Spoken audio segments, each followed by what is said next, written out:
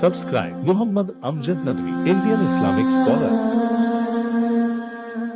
الشيطان الرجيم بسم الله الرحمن الرحيم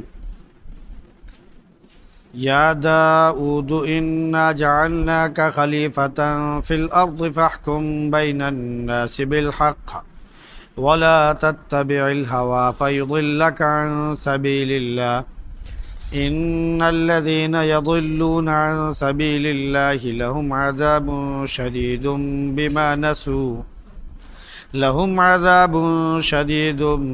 بما نسوا يوم الحساب وما خلقنا السماء والأرض وما بينهما باطلا ذلك ظن الذين كفروا فويل للذين كفروا من النار أم نجعل الذين آمنوا وعملوا الصالحات كالمفسدين في الأرض أم نجعل المتقين كالفجار كتاب أنزلناه إليك مبارك ليدبروا آياته وليتذكر أولو الألباب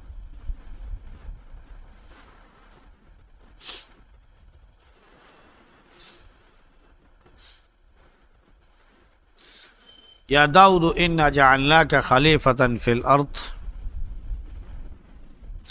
اے داؤد ہم نے آپ کو زمین میں نائب بنایا ہے، تو لوگوں کے درمیان حق کے ساتھ فیصلہ کیجیے، خواہشات کی پیروی نہ کیجیے ورنہ وہ آپ کو رائے حق سے ہٹا دے گا۔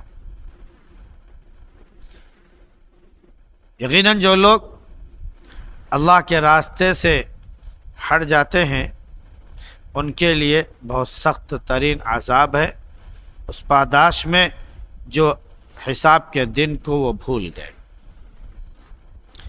ہم نے آسمان اور زمین اور ان کے درمیان کوئی چیز باطل نہیں پیدا کی ہے، یہ تو محض ان لوگوں کا گمان ہے جنہوں نے کفر کیا، تو بربادی ہے ان لوگوں کے لیے جو کفر کرتے ہیں، یعنی ان کے لیے آگ ہے۔ یا ہم ان لوگوں کو جو ایمان لے آئے اور نیک اعمال کیے ان لوگوں کی طرح بنا دیتے ہیں جو زمین میں فساد پیدا کرنے والے ہیں، یا یہ کہ ہم متقیوں کو فاجروں کی مانند کر دیتے ہیں۔ یہ کتاب ہے جسے ہم نے تمہاری طرف نازل کیا ہے، یہ بابرکت ہے تاکہ وہ اس کی آیتوں پر غور و فکر کریں اور تاکہ عقل مند لوگ اس سے نصیحت حاصل کریں۔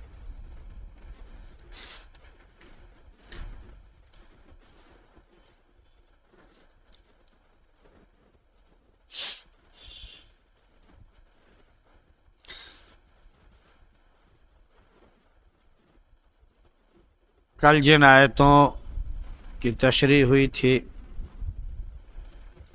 اس میں اس بات کا ذکر تھا کہ دو فریق دیوار پھاند کر حضرت داؤد علیہ السلام کے پاس آ گئے اور کہا کہ ہمارے درمیان فیصلہ کر دیجئے، ہم فریق ہیں اور سختی نہ کیجیے گا اور صحیح صحیح راستہ دکھا دیجیے۔ پھر انہوں نے اپنا مقدمہ پیش کیا کہ یہ میرا بھائی ہے، بھائی سے مراد سگا بھی ہو سکتا ہے اور بھائی سے مراد دینی بھائی بھی ہو سکتا ہے، تو یہ میرا بھائی ہے، شریک کار ہے، اس کے پاس 99 دمبیاں ہیں اور میرے پاس صرف ایک ہے، اور یہ کہتا ہے کہ اپنی ایک دمبی میرے 99 دمبیوں میں ملا دو، اور پھر وہ مجھ سے بحث مباحثہ کرتا ہے اور وہ مجھ پر باتوں میں غالب بھی آ جاتا ہے۔ داؤد علیہ السلام نے فیصلہ کیا کہ اس نے تم سے تمہاری دمبی مانگ کر ناانصافی کی ہے، یہ چاہتا ہے کہ تمہاری ایک دمبی جس کے تم مالک ہو اس کو اپنی دمبیوں میں شامل کر کے اسے 100 پورا کر دے۔ تو معلوم ہونا چاہیے کہ ایسے بہت سے شرکاء آپس میں ایک دوسرے پر درازی کرتے ہیں۔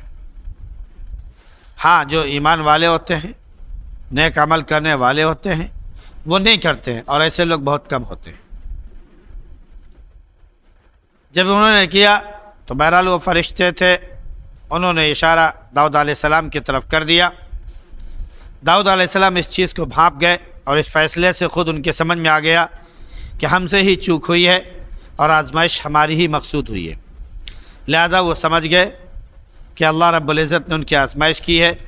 اب وہ اللہ رب العزت سے توبہ استغفار کرنے لگے اور اللہ کے سامنے سجدے میں گر پڑے اور اسے مناجات کرنے لگے اور اس سے رجوع کرنے لگے، تو اللہ نے ان کے گناہ معاف فرما دیے، فرمایا کہ ان کو ہم نے ایک مقام و مرتبہ بھی عطا کر دیا، ان کو بہترین ٹھکانہ دیا ہے۔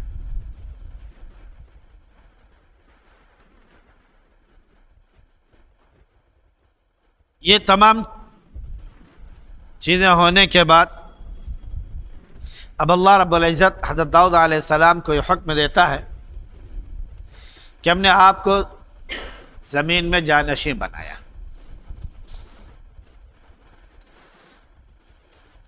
اور اللہ رب العزت نے جانشین بنایا ہے۔ دیکھیے جانشین ہوتے کہتے ہیں کسی کا نائب بننا، خلیفہ کا مطلب ہوتا ہے کہ کسی کا نائب بننا۔ اللہ کے نبی صلی اللہ علیہ وسلم کے بعد نبوت ختم ہو گئی تو اب کوئی نبی تو بن نہیں سکتا، ہاں نائب بن سکتا ہے، یعنی اللہ کے نبی صلی اللہ علیہ وسلم کے احکام کو ایک سردار کی حیثیت سے معاشرے میں عام کرے اور علم نبوت کی بنا پر، یعنی قرآن اور حدیث کی بنا پر لوگوں کے درمیان انصاف کرے، لوگوں کی جو ضرورتیں ہیں وہ پوری کرے، مال ان میں برابر تقسیم کرے، تمام رعایا کو بالکل ایسے چاہے اور ایسے سمجھے جیسے وہ اپنے پریوار اور اپنے گھر کے لوگوں کو کرتا ہے۔ جو اس طرز پر حکومت کرے اور انصاف سے کام لے اور اس میں ذرہ برابر بھی اس کی خواہشات کا دخل نہ ہو تو وہ شخص جو ہے خلیفہ ہوتا ہے۔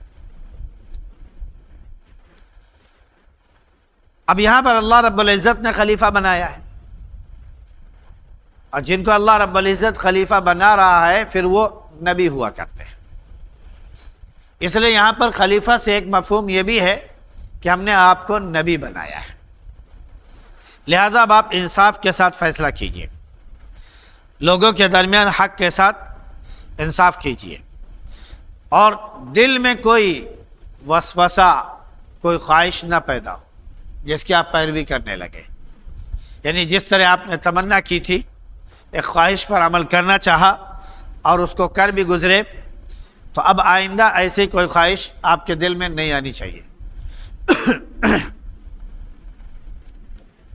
ایک موقع پر بہت سے صحابہ کرام رضوان اللہ تعالی علیہ مجمعین موجود تھے، حضرت کعب رضی اللہ عنہ تھے، طلحہ رضی اللہ عنہ تھے، غالباً زبیر رضی اللہ عنہ تھے، اور عمر رضی اللہ عنہ تھے۔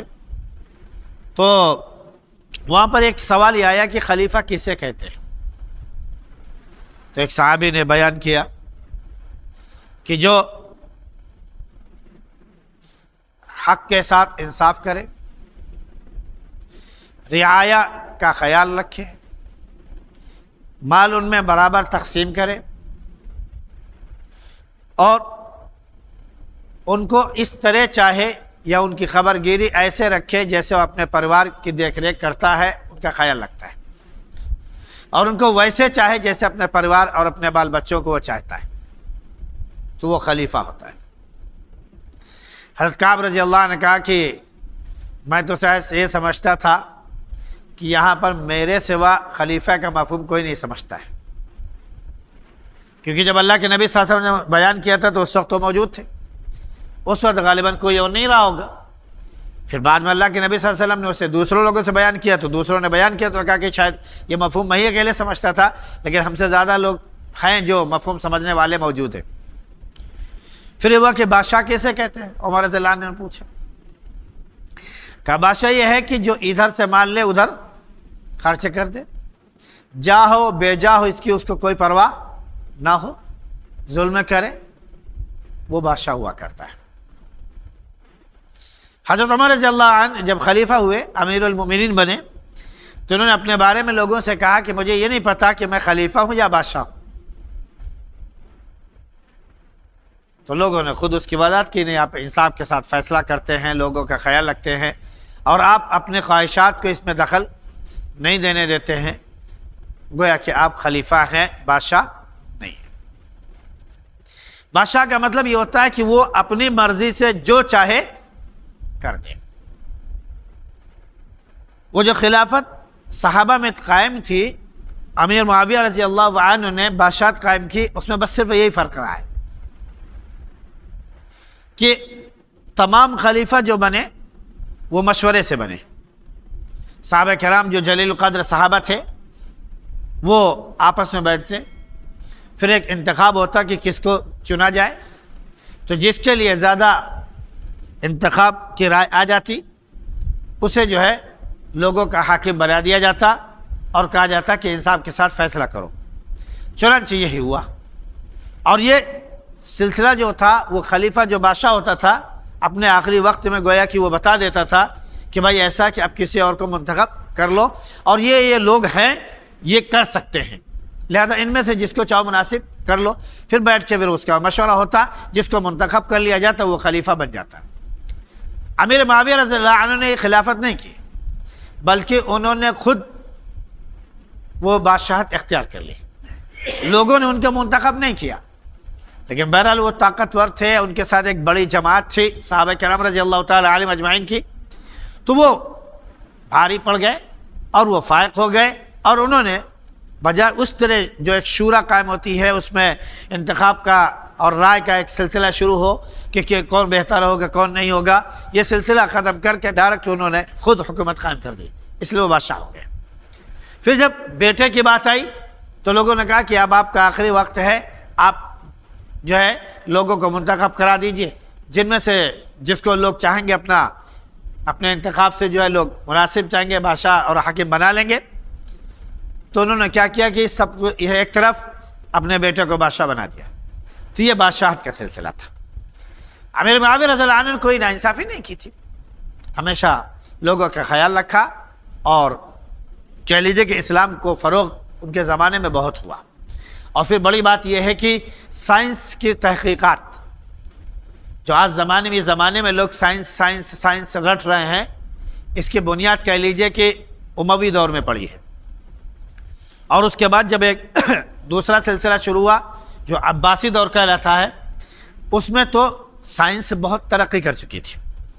بیت الحکمت وغیرہ بڑے بڑے کہہ لیجیے کہ ہاسپٹل وغیرہ، بیت الحکمت ایک کہہ لیجیے کہ وہ لیب ہے، یا ڈاکٹری کا ایک ریسرچ سینٹر تھا جہاں پر لوگ بھرتی بھی ہوا کرتے تھے، اور وہاں پر تمام علاج اور معالجہ وغیرہ سب ہوتا تھا، اس پر پوری تحقیق اور ریسرچ ہوا کرتی تھی، وہ بیت الحکمت کہلایا تھا۔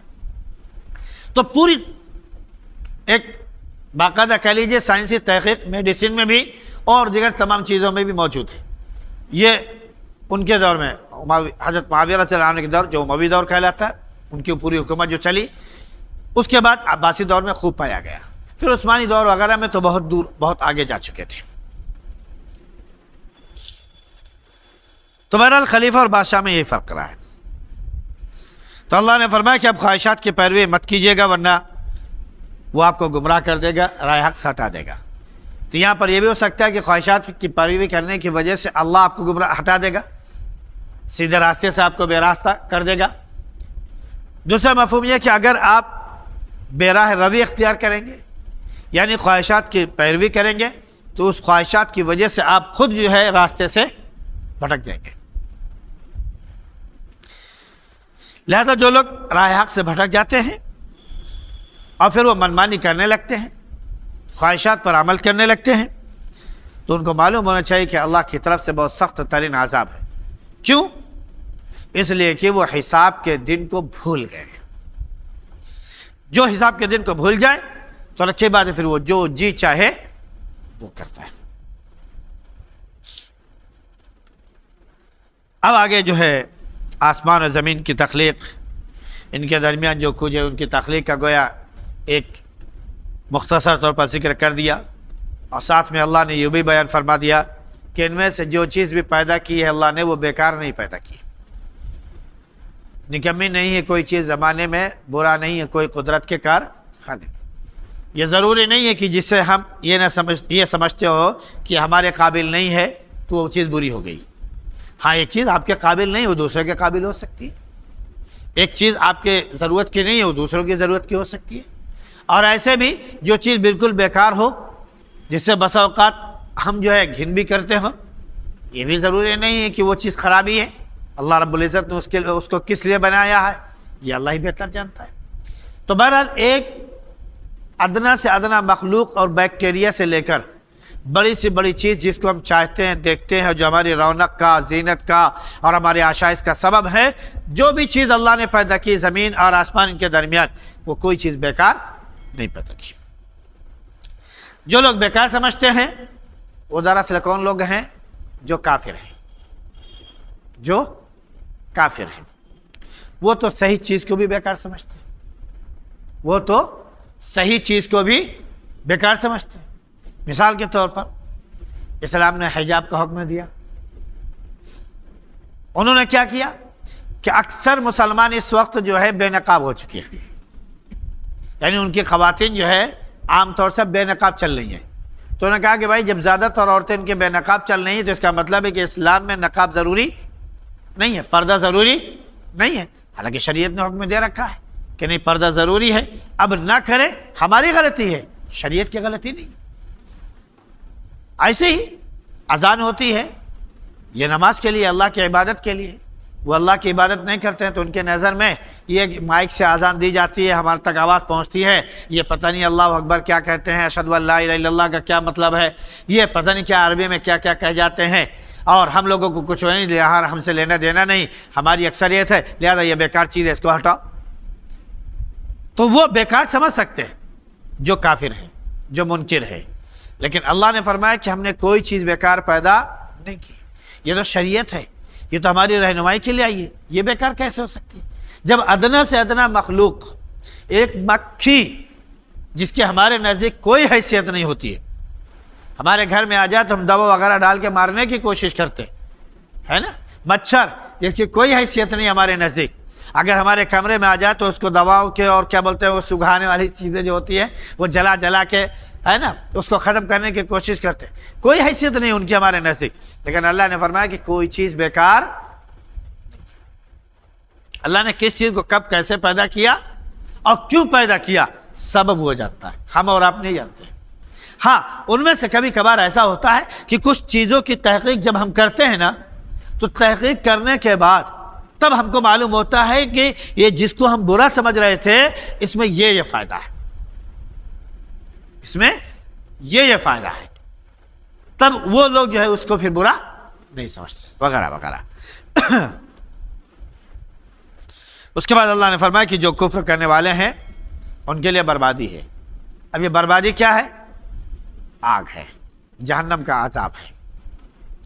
پھر اللہ نے فرمایا کہ لوگوں کا شاید یہ خیال ہو گیا ہے کہ جو لوگ نیک عمل کرنے والے ایمان والے ہیں ہم کو ان لوگوں کی طرح بنا دیں گے جو فساد پیدا کر رہے ہیں، یعنی ایک طرف فساد پیدا کرنے والے، برائی کرنے والے، برائی کو جنم دینے والے، برائی کو عام کرنے والے، فحاشی کو پھیلانے والے، اور ایک طرف نیک عمل کرنے والے، ایمان والے، برائیوں سے بچنے والے، برائیوں کو برا سمجھنے والے وغیرہ وغیرہ۔ تو کیا ہم ان دونوں کو برابر کر دیں گے، ایک ہی سب میں کھڑا کر دیں گے؟ یہ جو لوگ گمان کرتے ہیں ان کے اپنے وہم ہے، ان کے اپنے کیا بولتے ہیں کہ ایک گندی سوچ ہے، گندا خیال ہے، ایک وہم ہے، اس کے سوا وہ کوئی حیثیت نہیں رکھتا ہے۔ اور یا وہ سمجھتے ہوں گے کہ ہم متقیوں کو فاجروں کی مانند بنا دیں گے کہ ایک طرف جو تقوی اختیار کرنے والے ہیں اور ایک طرف جو کھلم کھلا گناہ کرنے والے ہیں، کیا دونوں کو ہم برابر ایک سب میں کھڑا کر دیں گے؟ ایسا کیسے ہو سکتا ہے؟ اللہ نے فرمایا کہ نہیں، دونوں بالکل الگ ہے، ان کا معاملہ الگ ہے، ان کا معاملہ الگ ہے۔ جو نیک کام کرنے والے، تقوی اختیار کرنے والے، ان کو ہم نے بڑا رتبہ دیا ہے، بڑا مقام دیا ہے، تقوی کی وجہ سے ہم ان کو آخرت میں بہت زیادہ نوازیں گے، اور جو کھلم کھلا برائی کرنے والے ہیں اور اس کو پھیلانے والے لوگ ہیں ان کے لیے دردناک عذاب ہے۔ پھر اللہ نے فرمایا کہ ہم نے کتاب نازل کی ہے، یہ اس لیے نازل کی ہے تاکہ لوگ جو ہے اس میں غور و فکر کریں، اور یہ کتاب بہت بابرکت ہے۔ کتاب انزلنا الیک مبارک، یہ کتاب جو ہم نے آپ کی طرف نازل کی ہے بہت ہی بابرکت ہے اور ہر اعتبار سے یہ بابرکت ہے. اس میں لوگ غور و فکر کریں اور جو ہے عقل مند لوگ جو ہے اس سے نصیحت حاصل کریں. حقیقت میں یہ اسی لیے کتاب ہے. یہ گویا کہ اس آیت کے ذریعے قرآن کا جو مقصد ہے وہ بتا دیا گیا کہ یہ غور کرنے کی چیز ہے. جو علم اللہ رب العزت نے اس کے اندر چھپا رکھا ہے نا، وہ علم دنیا کی کسی بھی کتاب میں موجود نہیں. آج ہمارے استاد گرامی نے ایک بار بتایا تھا درجے میں آ کے کہ ہم لوگ امریکہ گئے. استاد گرامی نے بتایا کہ وہ لوگ امریکہ گئے اور امریکہ میں انہیں بہت سے سینٹروں پر لے جایا گیا کہ یہ دیکھیے یہ لیبارٹری ہے، یہ دیکھیے یہ فلاں لیب ہے، اس میں یہ ریسرچ ہوتا ہے، اس میں یہ ریسرچ ہوتا ہے، اس میں اس چیز کی سائنس پر ریسرچ ہے، اس پر یہ سائنسی ریسرچ ہے، وغیرہ وغیرہ. کئی لیب میں ان کو لے کے گئے. کہنے جب میں وہاں پر گیا تو حیرت کی انتہا نہ رہی صرف اس بات پر کہ ان لیب یا وہ بڑی بڑی کہہ لیجیے جو چیزیں بنائی جاتی ہیں ان لیبارٹری میں مین گیٹ پر جس چیز کے متعلق وہ ریسرچ کر رہے ہیں اس کے مطابق قرآن کی آیت لکھی ہوئی ہے. وہ غیر ہیں، قرآن کو نہیں مانتے، لیکن ان کے لیبارٹری پر مین گیٹ پر قرآن کی آیتیں لکھی ہوئی ہیں اور اسی کے مطابق وہ اس پر ریسرچ کرتے ہیں. سائنسی آیتیں جس کے ذریعے لگتا ہے کہ ہاں اللہ نے کیا کیا چیزیں پیدا کی ہیں اور میرے لیے کیا کیا بہتر ہو سکتا ہے وہ سامنے لکھا ہوتا ہے. کہہ رہے مجھے حیرت ہوئی کہ جس قرآن کو ہم لوگ ٹھیک سے نہیں سمجھتے ہیں اس قرآن کی آیتوں کو اپنے لیبارٹری میں انہوں نے قائم رکھا ہے تاکہ جو ہے لوگ یہاں پر ریسرچ کریں تو ان کو معلوم ہو کہ قرآن میں جو کچھ بیان کیا گیا ہے وہ بالکل حق ہے. ان کے اندر یہ ہے وہ اللہ کے نبی صلی اللہ علیہ وسلم کی ایک ایک سنت پر ریسرچ کرتے ہیں، ایک ایک سنت پر ریسرچ کرتے ہیں. اب وہ ریسرچ جب شروع کرتے ہیں، مثال کے طور پر ہم وضو کرتے ہیں، سائنس کہتی ہے کہ کم از کم دن بھر میں 2 بار تو چہرہ دھونا چاہیے، کم از کم 2 بار چہرہ دھونا چاہیے. ہماری شریعت نے تو 5 بار تو کر ہی دیا ہے، 5 بار تو کرنا ہی کرنا ہے. پھر حکم دیا ہے کہ باوضو سو جاؤ، بہت اچھی بات، 6ٹھی بار ہو گیا. تہجد میں اٹھ جاؤ، 7ویں بار ہو گیا، ہے نا. اس کے بعد اشراق پڑھو، 8ویں بار ہو گیا. چاشت پڑھو، 9ویں بار ہو گیا، وغیرہ وغیرہ. اور نفل کا اہتمام کرنا چاہو تو جب پڑھو تب کرو. سب سے بڑی بات یہ ہے کہ جب وضو ٹوٹ جائے تب باوضو ہو جاؤ. ہماری شریعت نے سراپا ہمیشہ دھونے کے لیے کہا. ان کا کہنا ہے کہ یہ جو گردن ہے یہاں سے جو خون بہتا ہے، جو لوگ غور و فکر کرنے والے اور جو بہت زیادہ ذہن دماغ کا کام کرنے والے لوگ ہوتے ہیں یا اس طرح کے اس سے، اور خون کا چونکہ دوران کم ہوتا ہے یا یہ کہہ لیجیے کہ خون کے دوران کی وجہ سے یہاں پر یہ جو رگیں ہوتی ہیں یہ بہت گرم ہو جاتی ہیں، اس لیے ان کو جو ہے ٹھنڈا کرنا بھی ضروری ہے. ٹھنڈا کرنا بھی ضروری. انجن چلاتے ہیں تو ایک دیکھتے ہیں کہ جہاں پر انجن ہوتا ہے وہاں سے پانی کا ایک سلسلہ گزارتے ہیں تاکہ وہ انجن کو کیا کرے، ٹھنڈا کرے. اور پھر ساتھ میں ایک وہ سسٹم ہوتا ہے جس کی وجہ سے وہ سانس لیتا ہے انجن اور اندر کی طرف ٹھنڈی ہوا کھینچتا ہے. وہ کیوں؟ تاکہ انجن ہٹ نہ ہونے پائے، کیونکہ ہٹ ہو جائے گا تو خراب ہو جائے گا، بیکار ہو جائے گا، گاڑی چلنا بند ہو جائے گی. تو دیر تک چلانے کے لیے یہ ایک سسٹم بنایا جاتا ہے، اس کے چاروں طرف پانی کا گزر کیا جاتا ہے تاکہ وہ نارمل رہے، اور اس کے بعد ہوا کا سسٹم قائم کیا جاتا ہے تاکہ وہ جو ہے وہ ہو. تو اس طرح سائنس نے تحقیق کی کہ یہاں پر کم از کم 1 بار پانی پڑنا چاہیے. اور ہم کیا کرتے ہیں وضو میں؟ گیلا ہاتھ مسح کر دیتے ہیں، ضرورت نہیں. اللہ کے نبی کی سنت پر ہم عمل کر رہے ہیں، تحقیق وہ کر رہے ہیں. ہمارے نبی نے فرمایا کہ ٹخنے کے اوپر پیجامہ ہونا چاہیے. اس پر انہوں نے ریسرچ کیا. یہاں ریسرچ کرنے کے بعد بتایا کہ جو لوگ ٹخنے کے اوپر کپڑا پہننے کے عادی ہیں وہ فلا بیماریوں سے بچ جاتے ہیں. ریسرچ وہ کر رہے ہیں. ہم تو صرف سنت پر عمل کر کے ثواب لے رہے. تم ریسرچ کرتے رہو، ہمارے نبی نے جو بیان کر دیا وہ کافی ہے ہمارے لیے. ہم تو اپنے نبی کی سنت پر عمل کر لیں گے، کامیاب ہو جائیں گے. ریسرچ تمہارا کیا، مت کرتے رہو. بہرحال اللہ کے نبی صلی اللہ علیہ وسلم نے جو بھی تعلیم دی ہے وہ حکمت پر مبنی ہے. کوئی بھی چیز غلط ہے ہی نہیں، مناسب اعتبار سے اللہ کے نبی صلی اللہ علیہ وسلم کی تعلیم ہے۔ تو قرآن میں اللہ نے فرمایا کہ یہ کتاب ہم نے نازل کی ہے اور یہ بہت بابرکت ہے، اس لیے تاکہ اس میں غور و فکر کرو۔ جو انسان جس طرح غور و فکر کرے گا اس کو قرآن کے ذریعے وہی علم ملتا چلا جائے گا، وہ علم ملتا چلا جائے گا۔ ایک بڑے عالم نے بہت اچھی بات کہی کہ قرآن ایک ایسی کتاب ہے، اس میں ہر انسان کو اس کے ذہن کے مطابق علم ملتا ہے۔ جو گمراہی اختیار کرنا چاہتے ہیں تو اسی کتاب کے ذریعے ان کو گمراہی کا بھی علم مل جاتا ہے، اور وہ اسی سے دلیل دیتے ہیں۔ اپنی گمراہی کی دلیل بھی قرآن اور حدیث سے ہی دیں گے، حالانکہ وہ غلط ہے، لیکن کہیں گے کہ دیکھو قرآن میں کہا گیا ہے، قرآن میں کہا گیا ہے، سمجھ رہے نہیں، وغیرہ وغیرہ بہت سے واقعات ہیں۔ اگر تفصیل اس کی بنانا شروع کر دے بیان کرنا تو پھر لمبی تفصیل شروع ہو جائے گی، اس کی ضرورت ہی نہیں۔ شریعت نے ہمیں جس چیز کا حکم دیا ہے بس اتنا کافی ہے۔ تو غور و فکر کی کتاب ہے، اور غور و فکر کون لوگ کرتے ہیں؟ جو عقل مند ہوتے ہیں، وہ غور و فکر بھی کرتے ہیں، ساتھ میں وہ جو نصیحت اس سے ملتی ہے اس پر عمل بھی کرتے ہیں۔